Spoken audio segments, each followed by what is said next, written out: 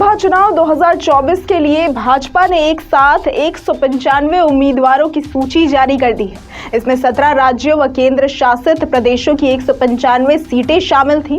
बड़े राज्यों यानी कि सबसे अधिक सीटों वाले 4 राज्यों में से यूपी में 51 और पश्चिम बंगाल में 20 सीटों पर भाजपा ने प्रत्याशियों की घोषणा की है, जबकि सीटों के हिसाब से दूसरे नंबर के बड़े राज्य महाराष्ट्र और चौथे नंबर के बिहार में सीटों की घोषणा अभी नहीं हुई है। जबकि दोनों राज्यों में एनडीए की सरकार है। बिहार की बात करें तो यहाँ 40 सीटें हैं, जिसमें 39 सीटें 2019 के चुनाव में एनडीए के खाते में गई थी। इस बार भाजपा और एनडीए के नेताओं का नारा सभी 40 सीटें जीतने का है, लेकिन इन 40 सीटों में भाजपा के पास 80 चुनौतियां हैं। चुनौतियों की गिनती पर जाने से ज्यादा जरूरी है कि इन चुनौतियों के महत्व को जाना जाए। कुछ हफ्ते पहले तक सीटों का बंटवारा इस लिहाज से तय माना जा रहा था कि बिहार की 40 में से कम 30 सीटें भाजपा लड़ेगी, जबकि 10 सीटों यानी कि उससे भी कम में सहयोगियों को समेट दिया जाएगा।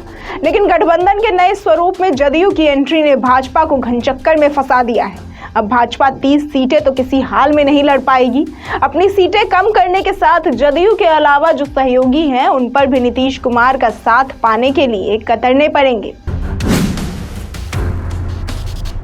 जदयू के एनडीए में आने से सबसे बड़ा झटका चिराग पासवान और उपेंद्र कुशवाहा को लगा है। चिराग पासवान ने तो अपनी राजनीतिक जमीन ही नीतीश विरोधी के आधार पर बनाई है, जबकि उपेंद्र कुशवाहा नीतीश कुमार को छोड़कर एनडीए में उनकी भरपाई का सपना देख रहे थे। लेकिन नीतीश की एनडीए में वापसी ने चिराग और कुशवाहा दोनों को खामोश कर दिया है। दोनों की चुप्पी बागी तेवरों का एहसास दे रही है। पीएम नरेंद्र मोदी 18 महीने बाद बिहार के दौरे पर आते हैं। सभी सहयोगी दलों के नेता मंच पर दिखते हैं, लेकिन चिराग कुशवाहा वहां से नदारद रहते हैं। दरअसल 2019 के चुनाव में जो सीटों का बंटवारा हुआ था, उसमें जदयू ने 17 सीटों पर चुनाव लड़कर 16 पर जीत दर्ज की थी।